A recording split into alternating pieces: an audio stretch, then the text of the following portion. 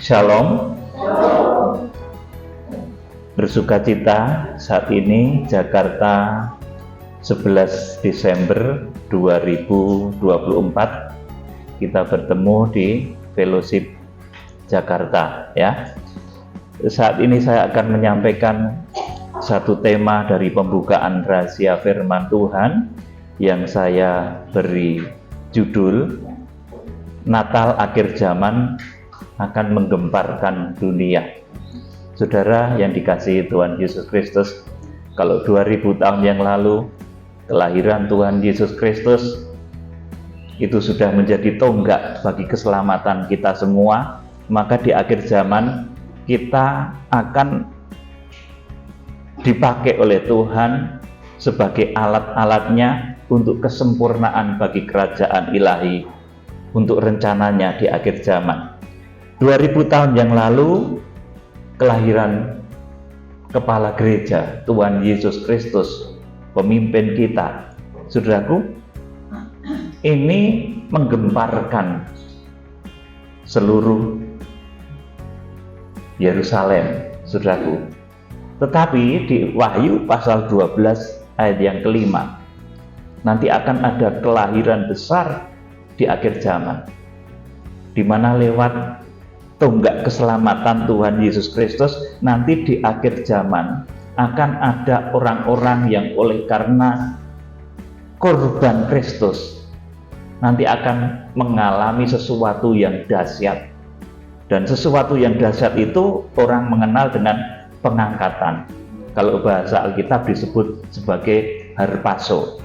Jadi, saudaraku, Wahyu pasal 12 ayat yang kelima itu begitu dahsyat nanti. Itu kelahiran besar di akhir zaman. Jemaat-jemaat Tuhan yang dilahirkan oleh gereja Tuhan, dan ketika Wahyu pasal 12 ayat 5 itu digenapi, nanti jemaat-jemaat itu akan langsung dibawa kepada Allah dan ketahtanya.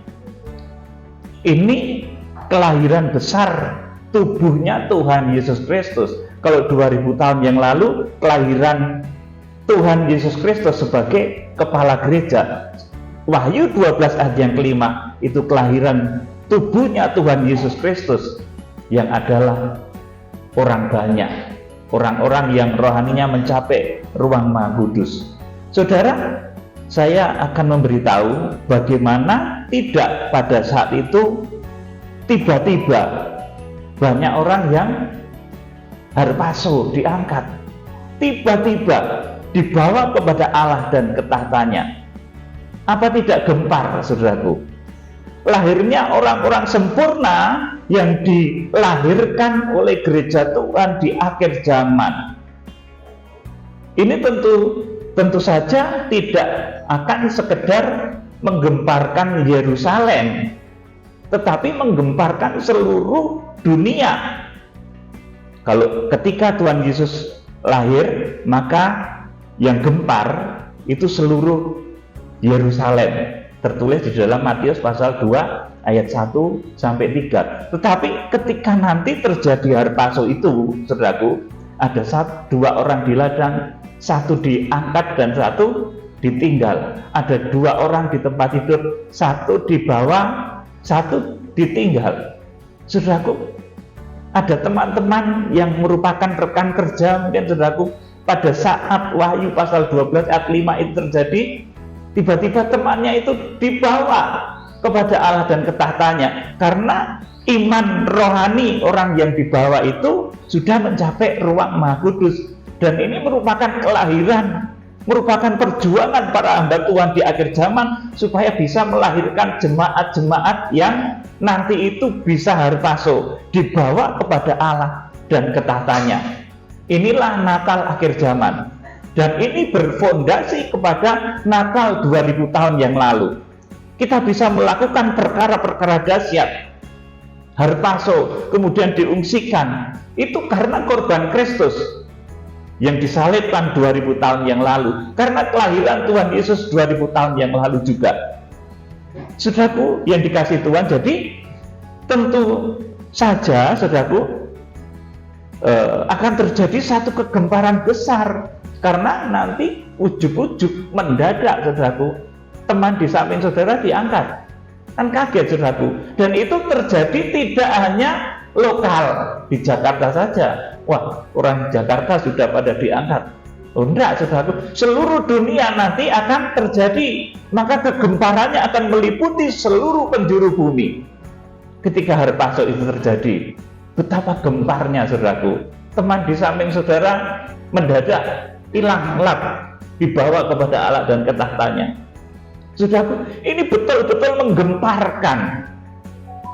Sehingga Wahyu pasal 12 ayat yang kelima, ini adalah berita Natal yang akan menggemparkan dunia. Kalau kelahiran Tuhan Yesus menggemparkan seluruh Yerusalem 2000 tahun yang lalu. Ini tertulis dalam Matius pasal 2 ayat 1 sampai yang ketiga. Tetapi ketika anak laki-laki yang akan menggembala segala bangsa itu dilahirkan oleh gereja Tuhan di Wahyu 12 ayat 5, maka seluruh dunia nanti akan terkejut dan gempar, saudaraku. Jadi kalau dulu 2000 tahun yang lalu karena yang lahir itu Tuhan Yesus, saudaraku, dan lokasinya berada di Bethlehem, yang gempar adalah seluruh Yerusalem. Tetapi nanti ketika anak laki-laki itu dilahirkan, ada orang-orang yang harpaso yang diangkat, maka yang gempar itu adalah seluruh dunia. Kita akan membaca ya di dalam Injil Matius pasal 2 ayat 1 sampai yang ketiga. Dibaca Pak Nindra, Matius pasal 2 ayat 1 sampai 3. Sesudah Yesus dilahirkan di Bethlehem di tanah Yudea pada zaman Raja Herodes, datanglah orang-orang Majus dari timur ke Yerusalem dan bertanya-tanya, "Di manakah dia, raja orang Yahudi yang baru dilahirkan itu? Kami telah melihat bintangnya di timur dan kami datang untuk menyembah dia." 3, perhatikan baik-baik. Ketika Raja Herodes mendengar hal itu, terkejutlah ia beserta seluruh Yerusalem. Amin. Saudaraku, ini kelahiran Tuhan Yesus di Bethlehem 2000 tahun yang lalu. Saudaraku, orang Majus ketika sampai di Yerusalem, saudaraku, ini bertanya-tanya dan akhirnya tersesat ke istananya Herodes. Saudara, begitu ya, kalau orang itu tidak taat dengan Roh Kudus, dengan hamba Tuhan yang diurapi dengan Roh Kudus yang memimpin saudara, kadang kita itu menjadi tersesat jalan kita. Saudaraku, orang Majus itu tersesat loh, saudaraku. Tersesat ke istana Herodes. Padahal seharusnya berangkat ke kandang Bethlehem. Tetapi dia tersesat. Makanya saya bilang pada saudara, orang tersesat itu belum tentu keliru kalau mau bertobat, saudaraku. Kalau mau merendahkan diri seperti orang Majus. Orang Majus itu rendah diri loh, saudaraku, merendahkan diri. Dia tersesat di istana Herodes. Tetapi dia merendahkan hati. Ketika ketemu dengan Herodes, kemudian dengan imam-imam kepala dan ahli kitab, maka imam-imam kepala dan ahli kitab itu yang memberitahu. Di sini loh tertulis di dalam kitab suci bahwa di Bethlehem akan lahir Mesias, akan lahir raja yang akan memerintah Israel. Yang memberitahu itu adalah ahli kitab di istana Herodes. Jadi kadang kalau orang tersesat itu ada hikmahnya juga, saudaraku. Jadi orang Majus itu tersesat di istana Herodes dan di sana ketemu dengan imam-imam kepala dan ahli Taurat. Kemudian orang Majus itu rendah hati, tidak mentang-mentang karena dia raja, orang-orang pintar kemudian tidak rendah hati, saudaraku. Tetap ketika ada tertulis di dalam firman, meskipun firman itu yang membacakan orang fasik, ya saudaraku, yang membacakan adalah orang-orang Farisi, kemudian ahli Taurat, imam-imam kepala, saudaraku. Tetapi orang Majus itu punya kerendahan hati, mau mendengar. Jadi lewat sinkronisasi antara petunjuk Roh Kudus, antara petunjuk bintang dengan kebenaran firman yang didengar, saudaraku, maka kemudian tempat kelahiran Tuhan Yesus itu menjadi sangat presisi. Demikian pula langkah-langkah kita, saudaraku. Di akhir zaman ini, kalau saudara mendapat petunjuk bintang, ilham roh, mendapatkan nubuatan dari hamba-hamba Tuhan yang diurapi, kemudian saudara harus mencocokkan dengan firman Tuhan. Nah, ketika nubuatan itu cocok dengan firman Tuhan, maka petunjuk itu akan menjadi sangat presisi. Saudaraku yang dikasihi Tuhan Yesus Kristus, jadi ini ada sesuatu yang begitu dahsyat dan luar biasa. Jadi orang Majus itu, meskipun dia para raja, orang-orang yang diberkati, orang-orang yang berhikmat, saudaraku, ketika dia datang ke istana Herodes, dia mau merendahkan hati. Jadi Tuhan itu cinta dengan orang yang mau merendahkan hati, meskipun sempat tersesat. Ya saudara, tersesat itu kan alami ya saudaraku. Di Jakarta ini kira-kira sehari ada orang berapa tersesat saudaraku? Banyak saudaraku, lebih dari 100 saudaraku. Mau muter ke Panglima Polim 7 tersesat ke Panglima Polim 5, ya tersesat sebentar. Ya kalau diberitahu di jalan, oh Panglima Polim 7 itu ada di sana loh, itu ya harus nurut. Saudaraku, jangan sudah tersesat dikasih tahu marah. Saudaraku, ini tidak baik juga. Makanya saya beritahu saudara, tersesat itu belum tentu keliru, asal orang itu memiliki kerendahan hati. Ya saudaraku, seperti orang Majus. Orang Majus itu tersesat saudaraku ke istana Herodes. Tetapi saudaraku, ketika dia tersesat, dia masih memiliki kerendahan hati dan tidak sombong rohani. Akhirnya lewat kerendahan hatinya itulah posisi Tuhan Yesus secara presisi ditunjukkan, dan orang Majus menemukan di mana Tuhan Yesus itu lahir. Amin saudaraku. Jadi ini hikmahnya, jangan sok sombong rohani. Wah, aku ini rohaninya sudah di pintu tirai. Saudaraku, kamu kan baru di pelataran. Saudaraku, tidak boleh gitu ya. Kamu jangan macam-macam sama aku. Ini rohaninya sudah di pintu tirai loh. Kamu itu masih di pelataran. Nggak boleh begitu ya saudaraku. Justru orang yang merasa diri sudah di pintu tirai itu saudaraku, itu sedang mengalami satu dosa kesombongan rohani. Dia malah yang di pelataran saudaraku. Ternyata saudaraku merasa di pintu tirai. Wah, aku kan sudah begini. Aku ini pasti pintu tirai saudaraku. Loh, kalau masih ada unsur kesombongan seperti itu, masih jatuh dia saudaraku. Nah, orang yang betul-betul rohaninya itu tinggi malah nggak sombong, merendahkan hati seperti orang Majus. Kalau ada petunjuk kebenaran, meskipun itu dari orang fasik, saudaraku, dari ahli kitab, dari imam-imam kepala, ya didengar saudaraku. Karena ahli kitab dan imam-imam kepala itu dia membaca kitab suci, saudaraku. Nah, hikmahnya Natal kali ini saudara harus menjadi orang-orang Kristen yang rendah hati, supaya saudara nanti bisa menemukan, haleluya, supaya saudara bisa menemukan satu ajaran yang benar yang membawa kepada Wahyu pasal 12 ayat yang kelima. Bagaimana supaya jemaat itu nanti bisa sempurna, kemudian masuk dibawa kepada Allah dan ketahtanya, yang orang-orang sebut itu sebagai pengangkatan, saudaraku. Dan ini harus terjadi, saudaraku yang dikasihi Tuhan.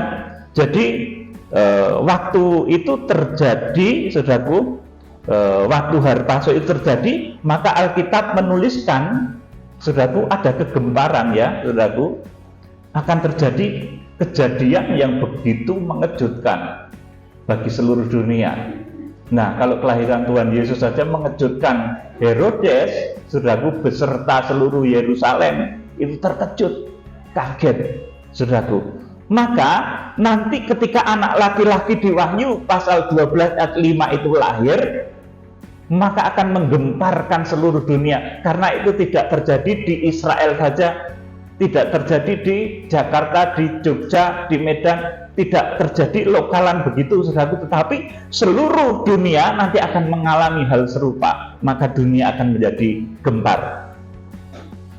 Kita akan membaca di dalam Injil Lukas pasal 17, Lukas pasal 17 ayat 30 sampai 37, dibaca Pak Nedra. Demikianlah halnya kelak pada hari di mana anak manusia menyatakan dirinya. Ya, terus Barang siapa pada hari itu sedang di peranginan di atas rumah dan barang-barangnya ada di dalam rumah, janganlah ia turun untuk mengambilnya. Dan demikian juga orang yang sedang di ladang, janganlah ia kembali. terus Ingatlah akan istri Lot. terus Barang siapa berusaha memelihara nyawanya, ia akan kehilangan nyawanya. Dan barang siapa kehilangan nyawanya, ia akan menyelamatkannya. ayat 34. Aku berkata kepadamu, pada malam itu ada dua orang di atas satu tempat tidur, yang seorang akan dibawa dan yang lain akan ditinggalkan. Amin. Ini saya sedikit ketawa ya. Ada dua orang di tempat tidur ini, bisa suami istri, bisa anak sama papa atau sama mamanya ya. Saudaraku, tiba-tiba yang satu kok harpaso hilang gitu, saudaraku. Ini kan menggemparkan. Betul-betul membuat satu yang sangat mengejutkan dan menggemparkan. Saudaraku, tapi saudara nanti kalau bisa ya jangan sampai terjadi seperti itu ya. Berdoa supaya menjadi seimbang. Nanti di satu tempat tidur antara papa dan anak ya semuanya bisa diangkat ya. Jangan yang satu tertinggal, satu diangkat. Itu sakit rasanya nanti, saudaraku. Karena satu harus tertinggal di masa antikris ya, saudaraku. Yang satu ternyata sudah dibawa harpaso. Saudaraku yang dikasih Tuhan, jadi ini luar biasa. Betapa gemparnya nanti di banyak pulau, banyak benua, banyak negara ada orang yang sedang tidur bareng, saudaraku. Tentunya ini pasangan yang baik-baik ya, saudaraku. Yang satu dibawa, satu tertinggal. Saudaraku, ini akan menggemparkan seluruh dunia. Terus ayat yang ke-35. Ada dua orang perempuan bersama-sama menghilang, yang seorang akan dibawa dan yang lain akan ditinggalkan. Ini menggambarkan di dalam satu pekerjaan, satu profesi yang sama, misalkan sama-sama menjadi guru ya, saudaraku. Yang satu sedang mengajar, tiba-tiba dibawa harpaso, saudaraku, karena mencapai iman yang menurut ketentuan Tuhan, sudah mencapai ruang Maha Kudus, saudaraku. Dia akhirnya dibawa harpaso di Wahyu pasal 12 ayat yang kelima itu. Kemudian terus, kalau ada dua orang di ladang, yang seorang akan dibawa dan yang lain akan ditinggalkan. 37. Kata mereka kepada Yesus, "Di mana Tuhan?" Katanya kepada mereka, "Di mana ada mayat, di situ berkerumun burung nasar." Amin. Saudaraku, jadi Natal di akhir zaman itu adalah terciptanya, lahirnya jemaat-jemaat sempurna yang imannya mencapai ruang Maha Kudus sehingga bisa dibawa kepada Allah dan ke tahtanya. Dan cara bagaimana supaya jiwa-jiwa yang sempurna itu dibawa kepada Allah dan ke tahtanya itu persis seperti ketika terjadi kepada Henokh dan juga Elia. Persis seperti itu.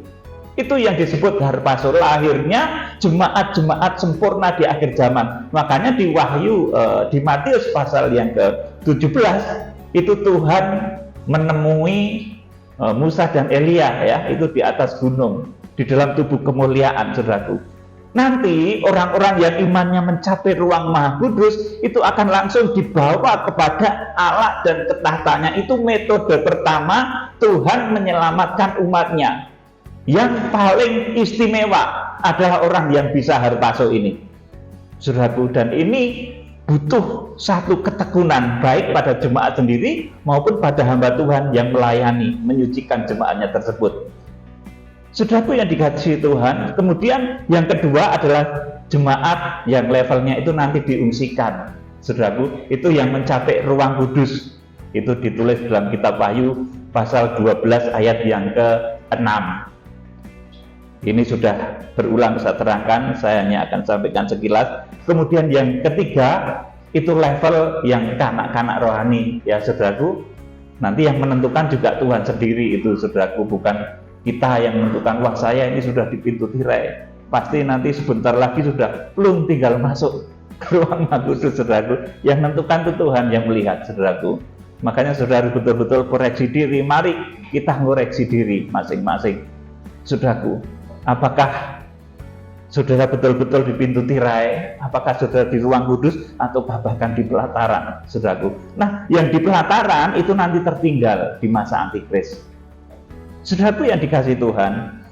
Namun, saya akan memberitahu saudara, sebelum terjadi lahirnya anak laki-laki yang langsung dibawa kepada Allah dan ke tahtanya, sebelum terjadinya harpazo di akhir zaman, maka sekali lagi saya sampaikan pada saudara, Israel itu harus dimeteraikan dahulu dan menyatu dengan gereja dari Zaitun liar, menyatu dengan kita, saudaraku. Jadi Israel itu harus dimeteraikan dahulu. Sebelum ada pemeteraian terhadap Israel, itu belum akan ada harpazo. Pemeteraian terhadap Israel dan menyatunya gereja dari bangsa Israel dengan kita, itu laksana ketika Maria itu mendapatkan salam dari Roh Kudus. Saudaraku, kemudian dia mengandung bayi Yesus.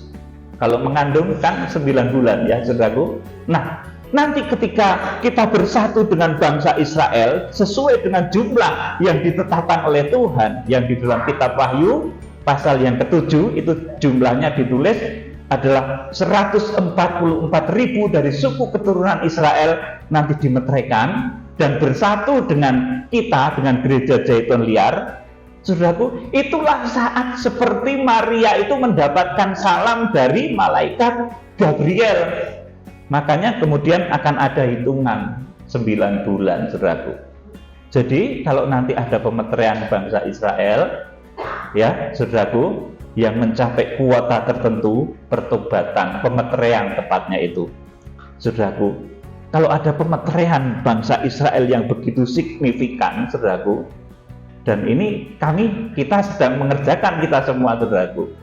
Kita kemarin ke Israel dan di sana banyak mujizat yang terjadi, ya saudaraku, banyak pernyataan-pernyataan Tuhan yang dinyatakan, bahkan mujizat-mujizat terjadi.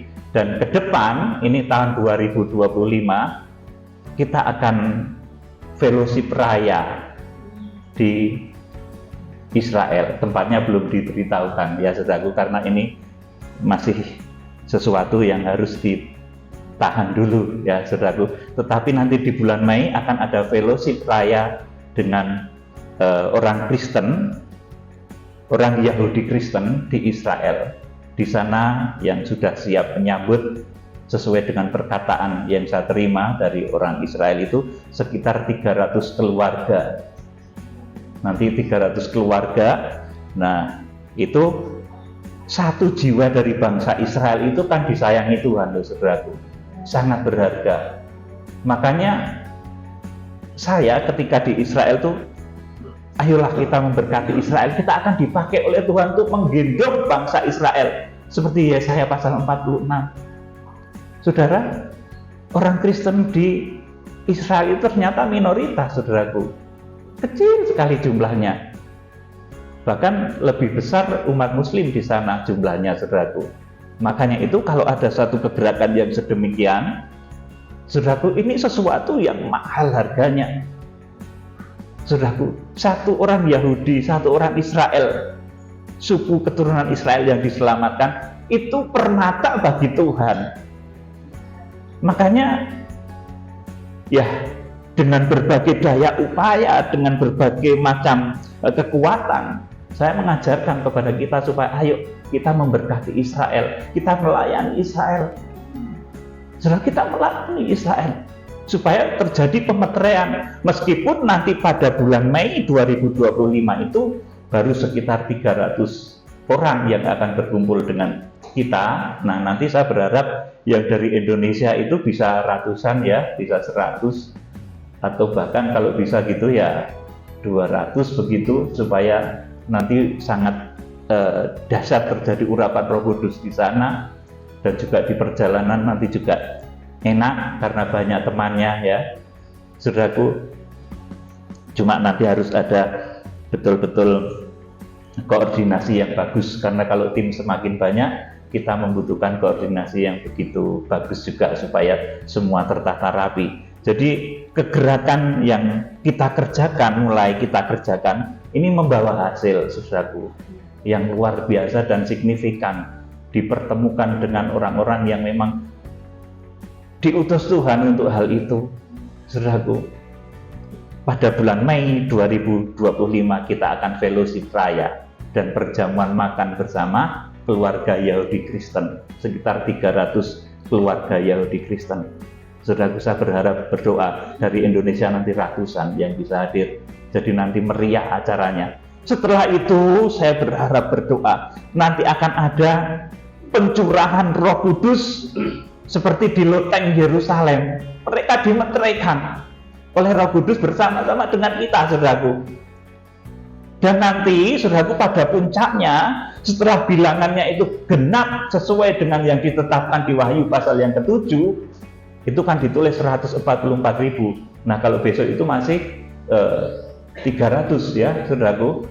Belum banyak, tetapi tidak menutup kemungkinan juga ada lawatan Roh Kudus kemudian berkembang menyebar secara luar biasa dan memenuhi kuota yang ditetapkan oleh Tuhan itu.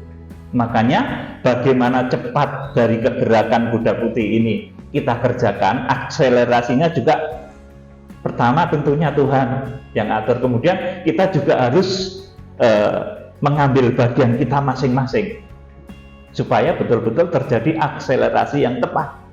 Karena menurut program yang saya akan kerjakan itu kita akan melakukan hal itu selama 9 bulan. Nanti tidak menutup kemungkinan akan ada 3 gelombang. Ya, saudaraku, jadi bulan Mei itu nanti gelombang yang kedua dari kegerakan kuda putih. Karena kegerakan kuda putih memakan waktu yang saya imani itu 9 bulan, saudaraku. Mengenai hasilnya nanti kita serahkan sama Tuhan. Saudara, karena namanya pemeteraian, kita di sana nggak nginjil loh, saudaraku, tapi memeteraikan. Diberi oleh Tuhan kuasa, saudaraku. Kita dibawa oleh Tuhan untuk membawa mereka berdoa bersama sehingga mereka itu dimeteraikan oleh kuasa Roh Kudus. Ini yang harus terjadi dahulu sebelum nanti kemudian lahir orang-orang sempurna yang kemudian langsung dibawa kepada Allah dan ketahtanya di Wahyu pasal 12 ayat yang kelima. Jadi, saudaraku, kalau saudara melihat eskalasi konflik di Timur Tengah bergeser sedikit, ya, kemarin dari sekitar Israel kemudian bergeser sedikit, itu Tuhan memberi kesempatan supaya kita bisa masuk ke sana, saudaraku. Ajaib Tuhan itu, saudaraku. Kita ke sana masuk pertama kemarin masih agak banyak berseliweran peluru-peluru kendali ya, saudaraku. Pesawat-pesawat masih banyak, itu pas sebetulnya secara manusiawi rodok takut, saudaraku. Agak takut juga, saudaraku. Pertama kita harus ke paling utara dulu ke Gunung Karmel, itu tempat Elia melawan 450 Nabi Baal. Kita berdoa di situ. Pesawat wirawiri di atas, saudaraku. Nah, kita kan gelap itu kondisinya juga tidak memungkinkan sehingga pakai lampu bus ya waktu itu disoroti begitulah. Saya itu sempat mikir, waduh ini jangan-jangan kita terang gini teriak-teriak dari sana diteropong dari jauh. Saudaraku, kita pas di wilayah utara kan itu, saudaraku, dekat dengan konflik. Nah, tetapi Tuhan ajaib, luar biasa. Tuhan menyatakan kuasanya begitu dahsyat. Makanya saya yakin ke depan segala apa yang dikerjakan oleh Roh Kudus dalam hidup kita, Tuhan akan persiapkan semuanya. Sudah tidak akan menjadi kekurangan, akan diberkati, bahkan dibukakan jalan ajaib sehingga saudara dilimpahi 7 perkara untuk saudara bisa melakukan kegerakan menurut porsi dan bagian saudara masing-masing tentunya. Saudaraku yang dikasihi Tuhan, jadi sebelum terjadinya orang-orang yang nanti bisa dibawa kepada Allah dan ketahtanya, itu Israel harus dimeteraikan dahulu. Karena ketika Israel itu dimeteraikan, kita bersatu dengan bangsa Israel, kemudian Roh Kudus memeteraikan, itu laksana Maria ketika mendapat salam dari Roh Kudus. Sejak saat itu ada 9 bulan lagi melahirkan Tuhan Yesus. Nah, nanti ketika 144.000 orang itu dimeteraikan dari suku keturunan Israel dan bersatu dengan kita, dipenuhi Roh Kudus, terjadi pencurahan Roh Kudus seperti ketika Pentakosta 2000 tahun yang lalu itu.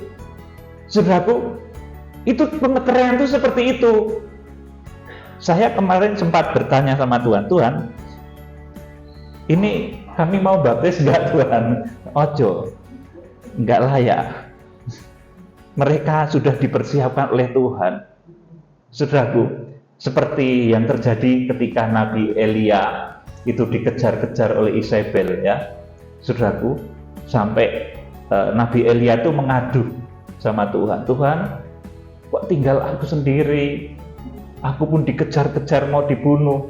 Maka Tuhan katakan, kembalilah, aku masih menyisakan 7 orang bagiku yang tidak menyembah Baal. Di akhir zaman Tuhan masih menyisakan orang sejumlah yang ditetapkan oleh Tuhan, yang Alkitab mencatat 144.000 dari suku keturunan Israel itu nanti akan dimeteraikan dalam kegerakan ini.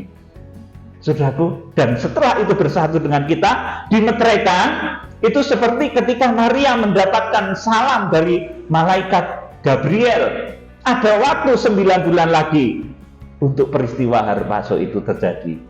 Saudaraku, makanya akselerasi dari kegerakan Kuda Putih itu nanti Tuhan sendiri yang akan mengaturnya.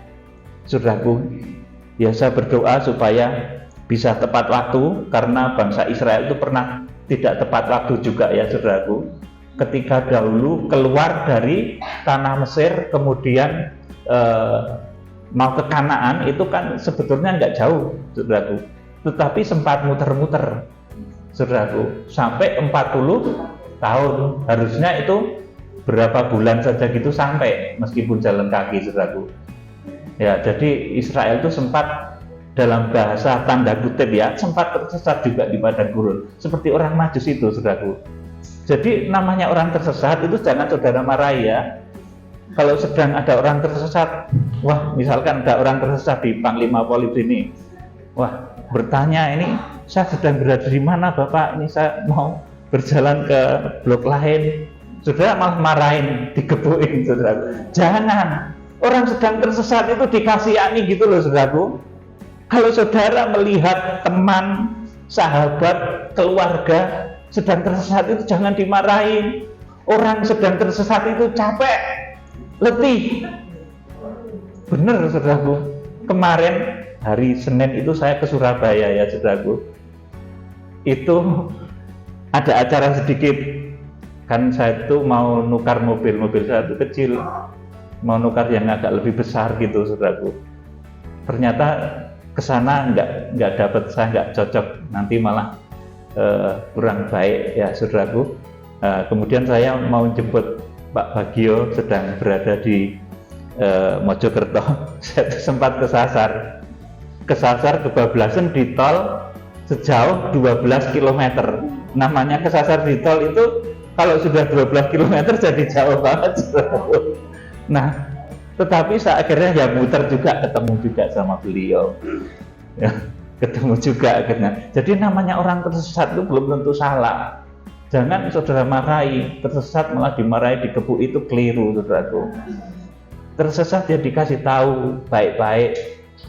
Orang tersesat itu capek bener, sudah capek letih masih dimarah-marahi saudaraku ya, makanya ya seperti orang Majus. Tapi kalau sedang tersesat ya jangan geleng.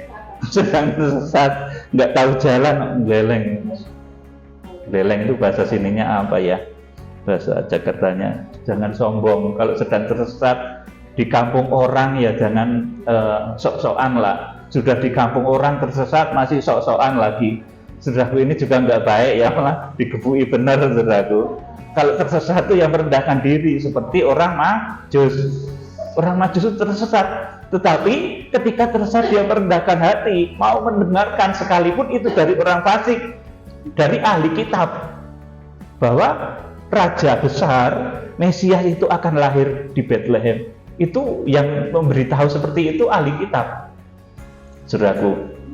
Dan kemudian dari firman yang dibacakan ahli kitab itu petunjuk bintang dan firman yang sinkron itu akhirnya melahirkan satu posisi yang presisi di mana kelahiran Tuhan Yesus Kristus.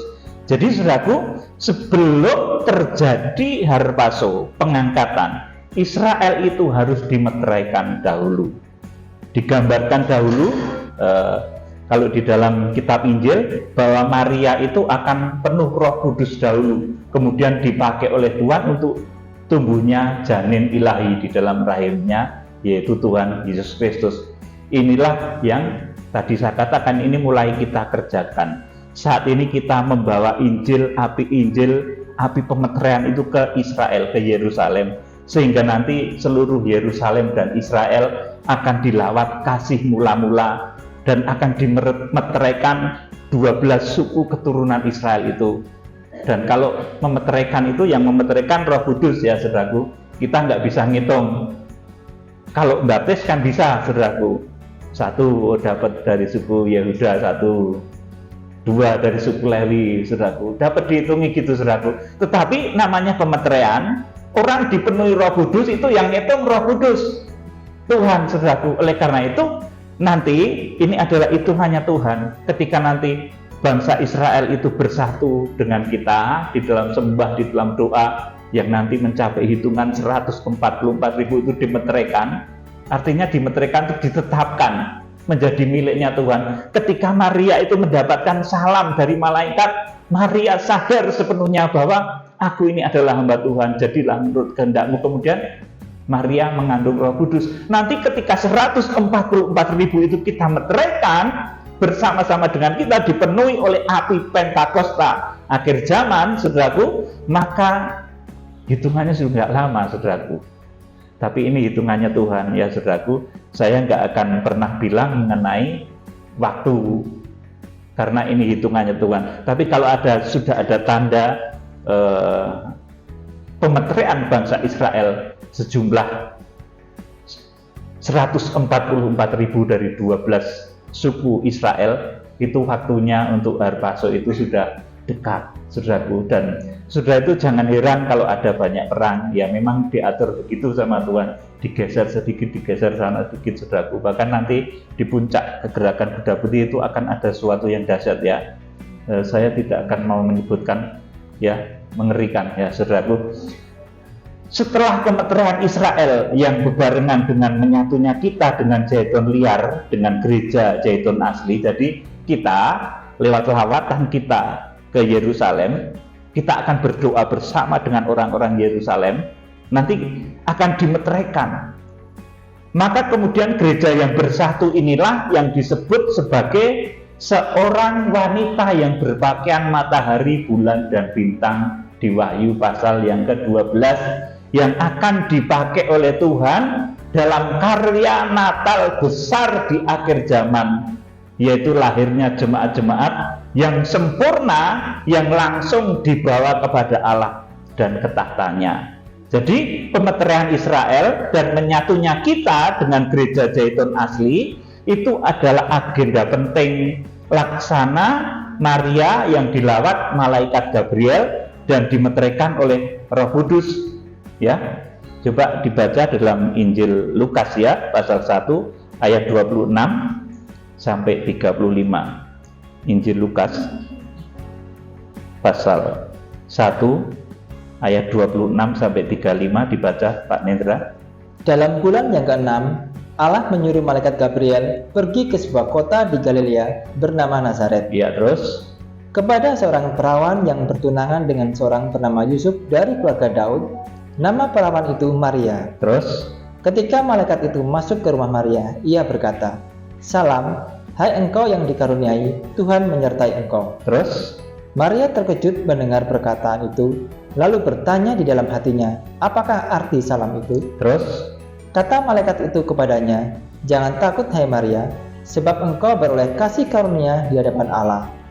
Dan sesungguhnya engkau akan mengandung dan akan melahirkan seorang anak laki-laki, dan hendaklah engkau menamai dia Yesus. Terus Ia akan menjadi besar dan akan disebut Anak Allah yang Maha Tinggi, dan Tuhan Allah akan mengaruniakan kepadanya tahta Daud bapa leluhurnya. 33. dan ia akan menjadi raja atas kaum keturunan Yakub sampai selama-lamanya, dan kerajaannya tidak akan berkesudahan. Kata Maria kepada malaikat itu, Bagaimana hal itu mungkin terjadi karena aku belum bersuami? perhatikan 35, Jawab malaikat itu kepadanya, Roh Kudus akan turun atasmu, dan kuasa Allah yang Maha Tinggi akan menaungi engkau.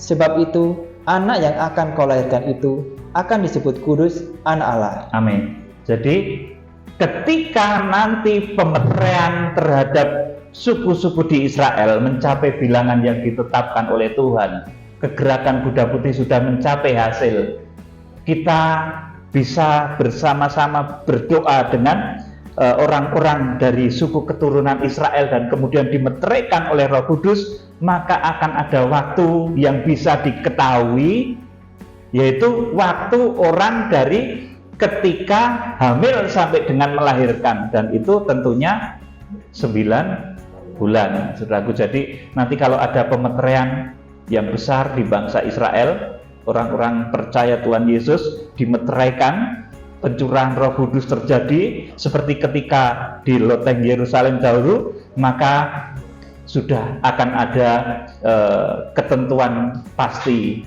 paling tidak ancer-ancer untuk masa harpaso itu, saudaraku. Jadi namanya orang melahirkan kan tidak bisa ditentukan harinya, saudaraku ya. Misalkan berapa bulan lagi atau berapa hari lagi kan tidak bisa, ya saudaraku, itu tidak bisa. Orang melahirkan itu tidak bisa ditentukan harinya, karena bisa maju sedikit atau mundur sedikit.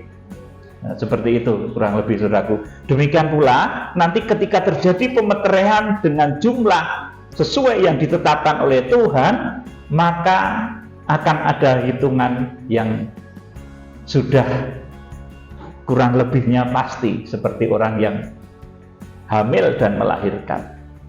Jadi kegerakan kuda putih nanti arahnya itu ke sana, saudaraku.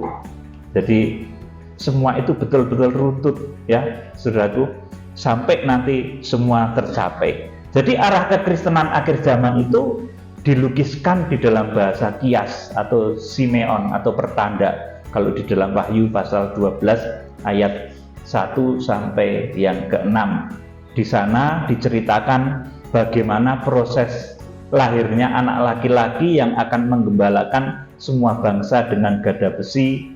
Di sana diberitahukan juga mengenai cara metode Tuhan menyelamatkan umatnya dari bahaya masa antikris. Ya, yang perlu saudara ingat juga bahwa bahaya terbesar di akhir zaman itu bukan lagi banjir seperti pada zaman Nuh sehingga orang disuruh membuat perahu.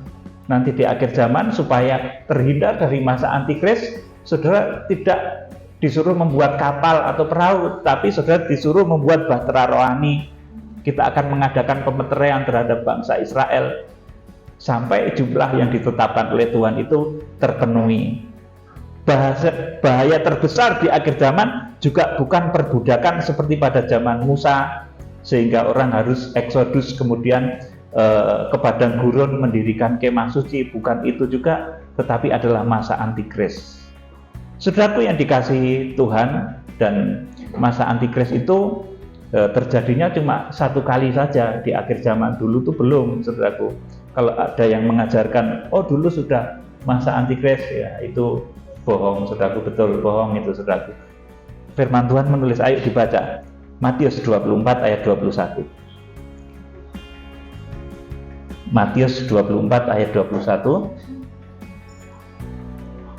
Sebab pada masa itu akan terjadi siksaan yang dahsyat seperti yang belum pernah terjadi sejak awal dunia sampai sekarang, dan yang tidak akan terjadi lagi. Ya, amin. Jadi masa antikris itu terjadi sekali saja, dan sekarang belum terjadi, dan nanti akan terjadi dan tidak akan terjadi lagi.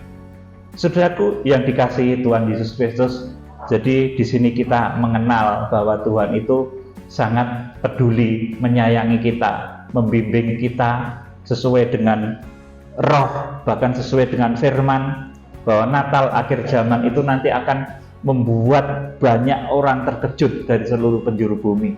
Karena wujud dari Natal akhir zaman itu nanti terjadinya orang-orang yang harpaso, yang tiba-tiba dibawa kepada Allah dan ketahtanya. Itu membuat orang terkejut di seluruh dunia. Kalau dulu lahirnya Tuhan Yesus membuat orang terkejut di seluruh Yerusalem. Herodes terkejut, ahli kitab terkejut, penduduk Yerusalem terkejut, saudaraku.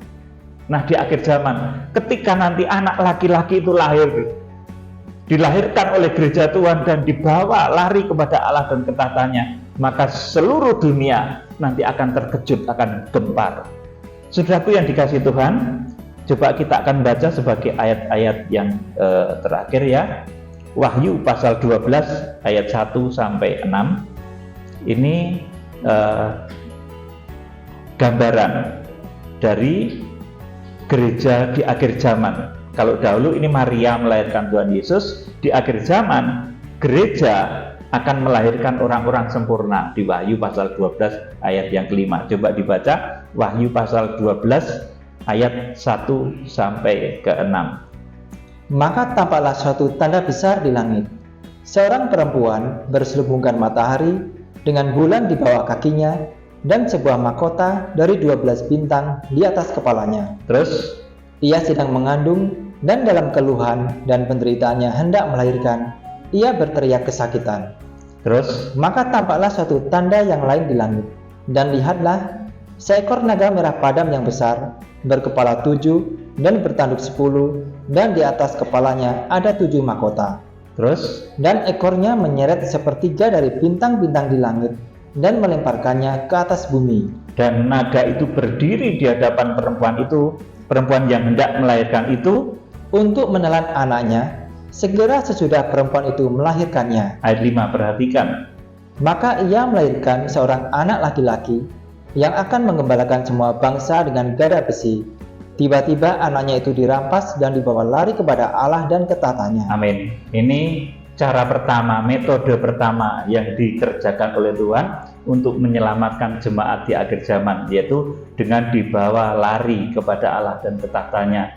Itu adalah orang-orang sempurna di akhir zaman yang kelahirannya, saudaraku, dilahirkan oleh gereja Tuhan di akhir zaman dari bangsa Israel, gereja bangsa Israel, dan juga dari gereja non-Israel yang bersatu. Itu menjadi seorang wanita yang berpakaian matahari, bulan, dan bintang itu nanti akan melahirkan, saudaraku, jemaat-jemaat sempurna yang nanti ketika Wahyu 12 ayat 5 itu digenapi, mereka akan langsung dibawa kepada Allah dan ketahtanya. Berulang kali kenapa ini harus terjadi, saudaraku? Iya, karena kitab Wahyu itu bisa dikerjakan oleh tubuh-tubuh yang sudah diubahkan juga, saudaraku. Jadi tubuh yang sudah diangkat dan diubahkan seperti tubuhnya Elia, seperti tubuhnya Henok, seperti itu, saudaraku. Nanti penghukuman 7 bokor murka Allah, bahkan berbagai hal yang dahsyat itu dikerjakan bukan dengan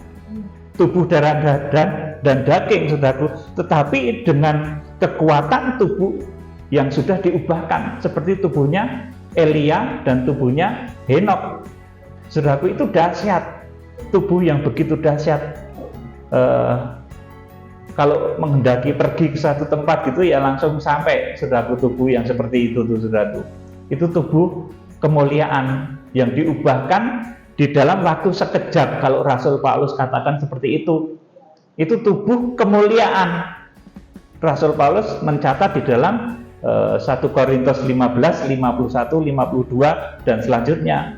Nanti pada suatu ketika nanti akan diubahkan, saudaraku, dan itulah wujud tubuh-tubuh yang diubahkan itu begitu dahsyat, luar biasa. Ya, kalau sekarang kalau mau bepergian misalkan ke Medan ya harus naik pesawat mungkin 2 jam. Tapi kalau dengan tubuh seperti itu ya cepat, saudaraku, celing gitu ada sampai, saudaraku. Itulah perlunya ada harpaso, karena nanti untuk melakukan kehendak Tuhan, mencurahkan 7 cawan murka Allah di Wahyu pasal yang ke-15, 7 malaikat dengan 7 cawan murka terakhir itu juga dilakukan dengan cara yang begitu dahsyat, saudaraku. Untuk menggenapi firman juga bahwa Tuhan itu datang tidak sendirian, tetapi bersama dengan beribu-ribu orang kudusnya yang ditulis oleh Nabi Musa maupun ditulis oleh Yudas. Jadi Tuhan datang nggak sendirian. Untuk menggenapi ayat pula bahwa orang-orang kudus itu akan menghakimi bumi, akan menghakimi malaikat-malaikat. Berulang saya sampaikan, kalau kita dalam kondisi badan seperti ini, ayat itu tidak bisa kita kerjakan. Betul kan saudaraku? Kita dalam tubuh seperti ini, kita nggak bisa menghakimi bumi, menghakimi malaikat-malaikat, nggak bisa saudaraku. Bersama tentara-tentara Israel yang tinggi aja kita takut saudaraku. Apalagi di sana itu ketatnya minta ampun saudaraku. Jadi saudaraku, kita harus berjuang terus sampai Wahyu pasal 12 ayat yang kelima ini nanti digenapi, dan kita perlahan menggenapi firman itu tentunya dari tahap ke tahap. Sekarang baru tahap untuk menjangkau bangsa Israel, untuk pemeterian Israel ya saudaraku, dan nanti kecepatan akselerasi dari kegerakan kuda putih ini ya bergantung kepada Tuhan dan tentunya juga dari kita sendiri saudaraku, dan nanti pasti akan disertai dengan kuasa Tuhan yang luar biasa. Saudaraku yang dikasih Tuhan, sebetulnya masih banyak rahasia ya. Nanti misalkan seperti Herodes yang kemudian merasa terperdaya oleh orang Majus itu saudaraku, kemudian membunuh bayi-bayi di bawah 2 tahun di Yerusalem. Itu seperti yang dikerjakan oleh ular juga saudaraku. Ketika ular itu jatuh, karena ular itu kan si naga tua atau iblis Satan itu naik turun surga bumi loh saudaraku, dari dulu sampai saat ini menuduh Ayub saudaraku. Itu kan dia naik turun surga bumi, menuduh Ayub naik ketika anak-anak Allah itu menghadap saudaraku. Tetapi ketika Wahyu pasal 12 ayat 7 sampai 9 itu nanti digenapi, iblis itu akan dicampakkan ke bumi dan tidak ada akses naik ke surga lagi. Kemudian terciptalah di bumi itu satu masa yang berat yang namanya masa Antikris. Itu asal usulnya saudaraku. Yuk kita baca Wahyu 12 ayat 7 sampai 9.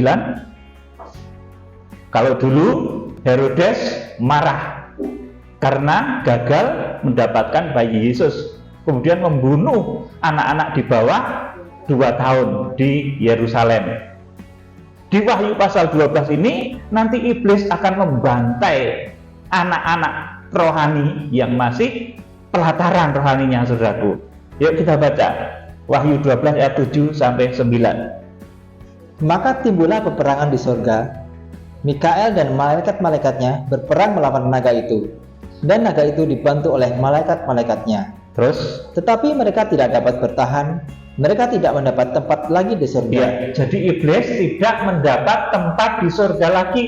Ketika, saudaraku, Natal akhir zaman itu digenapi, ketika terjadi kelahiran besar orang-orang kudus di akhir zaman yang harpaso yang dibawa kepada Allah dan ke tahtanya.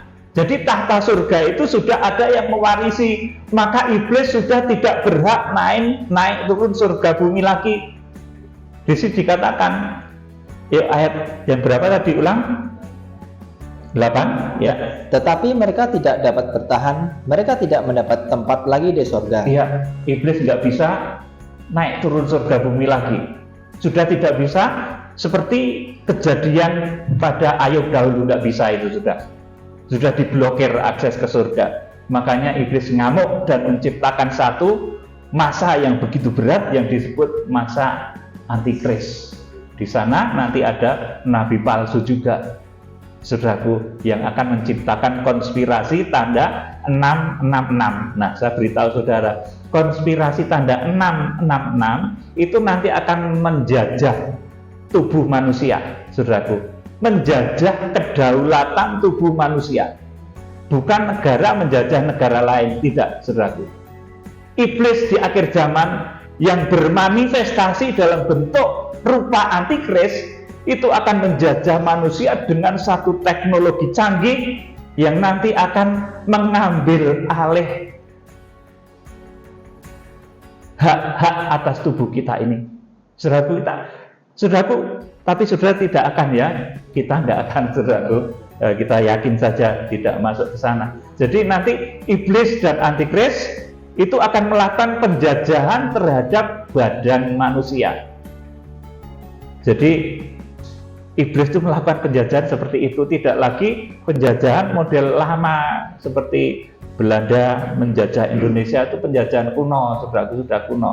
Nggak akan gitu lagi. Nanti iblis akan menjajah tubuh manusia. Kemerdekaan kita akan dijajah. Hak kita akan dirampas, saudaraku, melalui teknologi-teknologi yang sangat canggih di akhir zaman.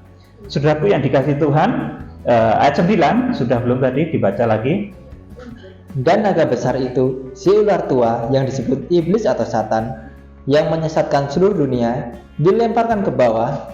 Ia dilemparkan ke bumi bersama-sama dengan malaikat-malaikatnya. Langsung ayat 13. Dan ketika naga itu sadar bahwa ia telah dilemparkan di atas bumi, ia memburu perempuan yang melahirkan anak laki-laki itu. Ya, jadi karena naga, iblis itu gagal menerkam anak laki-laki yang langsung harpaso tadi, maka kemudian opsi selanjutnya dia mengejar perempuan itu. Jadi yang pertama mau diterkam itu anak laki-laki itu, saudaraku. Orang-orang sempurna yang langsung harpaso itu inceran iblis, betul. Saudaraku, makanya saudara dalam berbagai hal sekarang ini hati-hati di dalam melangkah, di dalam makan, saudaraku. Jangan pas rezeki banyak nanti makannya daging-daging, terus nanti ya kolesterol, saudaraku. Ya ditahan, saudaraku. Kita harus bisa menahan diri, berjalan dimanapun ya, harus hati-hati. Kita harus ekstra hati-hati supaya iblis itu tidak berkuasa untuk menjajah kita, supaya kita diselamatkan dari banyak hal. Ayat 14. Kepada perempuan itu diberikan kedua sayap dari burung nasar yang besar, supaya ia terbang ke tempatnya di padang gurun, di mana ia dipelihara jauh dari tempat ular itu selama 1 masa dan 2 masa dan setengah masa. Ya, jadi ini level yang kedua. Setelah orang-orang yang harpaso, maka ada level yang kedua, yaitu wanita itu sendiri nanti akan diungsikan. Artinya Wahyu pasal 12 ayat 1 dan 2 tadi itu akan menghasilkan 3 output ya, saudaraku. Jadi gereja akhir zaman itu akan menghasilkan 3 output. Orang yang harpaso, orang yang diungsikan, dan orang yang tertinggal. Yang diungsikan itu caranya dulu sudah pernah saya terangkan, seperti ketika Filipus dipindahkan dari Gaza ke Asdod setelah membaptis sida-sida dari Ethiopia. Seperti ketika Raja Ahab itu balapan dengan Elia dari puncak Gunung Karmel ke Israel, seperti itu. Saudaraku, jadi saudara jangan khawatir yang sudah tua ya, apalagi nanti mengungsinya tuh gimana, apa nanti lari-lari kita, saudaraku. Tuhan itu adil, baik yang muda maupun tua, saudaraku. Ketika pengungsian itu terjadi, saudara jangan khawatir, aduh nafasku tuh kalau naik sedikit udah menggeh-menggeh, saudaraku. Ya, kalau di menggeh-menggeh itu bahasa Indonesianya apa ya? Megap-megap, ngos-ngosan ya. Nafasnya sudah ngos-ngosan gitu, ya. Naik sedikit, naik gunung sedikit, misalkan di Israel itu kan agak naik turun juga ya. Misalkan Bukit Zaitun itu, saudaraku, kalau kita staminanya nggak fit, memang ngos-ngosan napas ini, saudaraku. Tapi saudara jangan takut. Ketika Tuhan mengungsikan orang di Wahyu pasal 12 ayat yang ke-6 dan ayat yang ke-14, itu caranya dipindahkan seperti berpindahnya Filipus dari Gaza ke Asdod. Cling.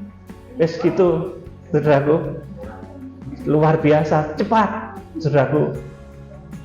Seperti ketika Elia dari Gunung Karmel itu ke Israel balapan dengan Raja Ahab yang naik kereta berkuda, saudaraku. Jadi seperti itu cara memindahkannya, itu adil. Kalau menurut ukuran badan ya, saudaraku, kalau tidak adil ya nanti repot. Yang muda-muda nanti jalannya duluan, yang terakhir nanti bisa ditangkap sama antikris nanti. Jadi Tuhan itu adil ya, saudaraku. Ketika mengungsikan pun adil. Yang sudah tua, napasnya ngos-ngosan, naik-naik dikit ngos-ngosan, itu nanti akan dibawa dengan 2 sayap burung nasar. yang muda pun demikian, saudaraku. Ini luar biasanya Tuhan. Ayat yang ke-15. Lalu ular itu menyemburkan dari mulutnya air sebesar sungai ke arah perempuan itu supaya ia dihanyutkan sungai itu. 16. Tetapi bumi datang menolong perempuan itu. Ia membuka mulutnya dan menelan sungai yang disemburkan naga itu dari mulutnya. Ayat 17, perhatikan, ini orang-orang yang tertinggal. Output ketiga. Terus, maka marahlah naga itu kepada perempuan itu, lalu pergi memerangi keturunannya yang lain, yang menuruti hukum-hukum Allah dan memiliki kesaksian Yesus. amin. Ini level ketiga, orang-orang yang tertinggal di masa antikris. Jadi, di masa antikris nanti akan ada orang-orang yang tertinggal dan jumlahnya ini juga banyak, saudaraku. Dan kalaupun terpaksa tertinggal, jangan menyangkal nama Tuhan Yesus supaya tetap selamat, karena meskipun meninggal kan sudah bisa dihitung, saudaraku. Itu tinggal 42 bulan atau 3,5 tahun atau 1260 hari, jadi sama aja, saudaraku, ya. Misalkan dibunuh antikris juga nggak apa-apa, mau 3,5 tahun lagi Tuhan datang. Jadi jangan takut-takut amat lah, gitu, saudaraku, sama yang disebut antikris itu, saudaraku. Jadi seandainya terpaksa tertinggal, tapi saya berharap itu nggak ada di sini. Melihat, haleluya, melihat wajahnya itu, ini kayaknya tidak ada yang tertinggal. Saya berharap tentunya begitu ya, karena di sini sumber pengajaran ya dari kegerakan ya, nggak ada yang ketinggalan, saudaraku. Tuhan akan tolong saudara. Saudaraku yang dikasihi Tuhan, demikian firman Tuhan. Kiranya Tuhan Yesus Kristus memberkati. Kita akan memuji Tuhan dengan pujian yang saya sukai, Kurasakan Kasih-Mu Tuhan. Mari kita bangkit berdiri.